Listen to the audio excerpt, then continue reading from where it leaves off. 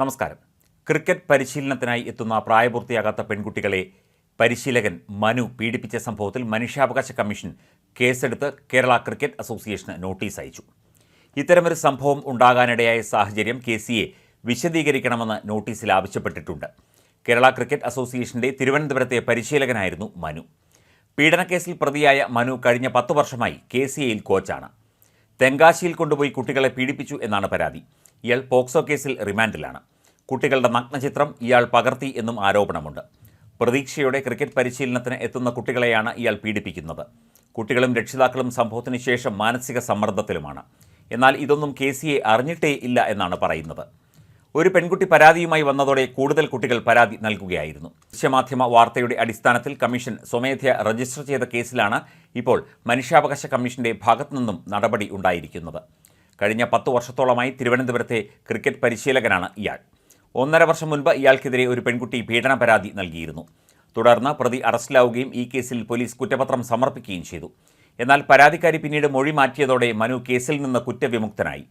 ഈ സംഭവത്തിന് ശേഷവും പ്രതി തിരുവനന്തപുരത്ത് ക്രിക്കറ്റ് അസോസിയേഷന്റെ പരിശീലകനായി ജോലിയിൽ തുടരുകയായിരുന്നു. 3 ആഴ്ച മുൻപ് കേരള ക്രിക്കറ്റ് അസോസിയേഷൻ സംഘടിപ്പിച്ച പിങ്ക് ക്രിക്കറ്റ് ടൂർണമെന്റിന് ഇടെയാണ് മനുവിനെതിരെ പുതിയ പരാതി വന്നത്. പരിശീലനത്തിന്റെ മറവിൽ മനു ലൈംഗികമായി പീഡിപ്പിച്ചു എന്നായിരുന്നു പെൺകുട്ടിയുടെ പരാതി. ഇതിൽ പോലീസ് കേസെടുത്തതിന് പിന്നാലെ കൂടുതൽ പെൺകുട്ടികൾ പരാതിയുമായി രംഗത്ത് വന്നു. 6 പെൺകുട്ടികളാണ് നിലവിൽ മനുവിനെതിരെ പരാതി നൽകിയിരിക്കുന്നത്. പോക്സോ നിയമപ്രകാരമുള്ള 6 കേസുകളിലും പോലീസ് ഇയാളുടെ അറസ്റ്റ് രേഖപ്പെടുത്തിയിട്ടുണ്ട്. കേരള ക്രിക്കറ്റ് അസോസിയേഷന്റെ തിരുവനന്തപുരത്തെ പരിശീലകൻ മനു പോക്സോ കേസിൽ കുടുങ്ങിയതിന് പിന്നാലെ പുറത്തുവന്നത് ഞെട്ടിക്കുന്ന വിവരങ്ങളാണ്. മനു പെൺകുട്ടിയുടെ നഗ്നചിത്രങ്ങൾ എടുത്തുവെന്നും ശുചിമുറിയിൽ വെച്ച് പെൺകുട്ടിയെ പീഡിപ്പിച്ചു എന്നുമാണ് ആരോപണം. മനുവിന് കേരള ക്രിക്കറ്റിൽ സുരക്ഷയൊരുക്കുന്നത് വമ്പന്മാരാണ്. 2 കൊല്ലം മുൻപ് പീഡന പരാതിയിൽ കുടുങ്ങിയ മനുവിനെ ചിലർ ചേർന്ന് രക്ഷിച്ചെടുക്കുകയായിരുന്നു.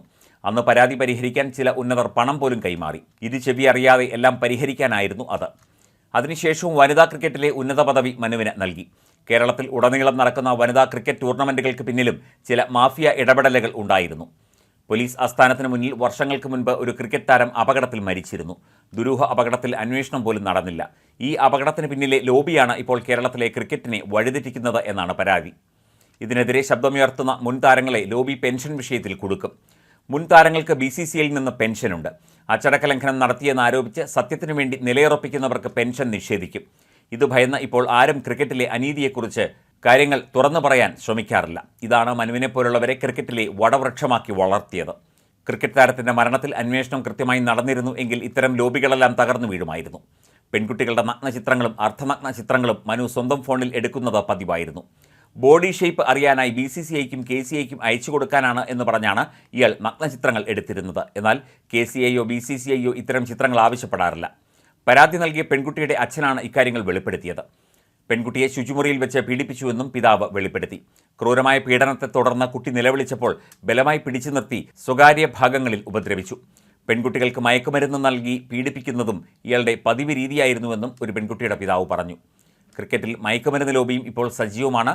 തിരുവനന്തപുരത്ത് കളിക്കാരുടെ പങ്കാളിത്തത്തോടെ ഹോട്ടലും മറ്റും നടത്തി. ഇതിൻ്റെ മറവിലും ഇയാൾ മയക്കുമരുന്ന് കച്ചവടം നടത്തിയിട്ടുണ്ട്.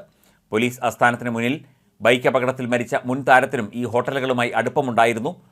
ഇയാളുടെ മരണത്തിൽ ഈ ലോബിക്ക് പങ്കുണ്ടോ എന്നും സംശയിക്കുന്നു.